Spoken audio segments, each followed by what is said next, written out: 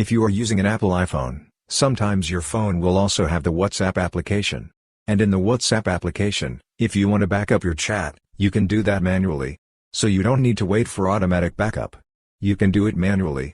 In this video, we'll be telling you about how to manually back up your WhatsApp chat on Apple iPhone. For this, open the WhatsApp application. After that, here you can see your profile photo. Click on this profile photo. And when you click on that, here you can see the Chats option. Click on Chats. And here you can see Chat Backup. Click on Chat Backup. And when you click on that, here you can see the Backup Now option. Click on Backup Now.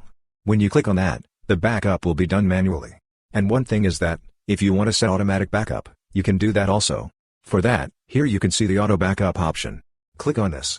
And you can select daily, weekly, or monthly options. After that, in that time period, your WhatsApp chat will be automatically backed up. So this way you can easily back up your WhatsApp chat on Apple iPhone.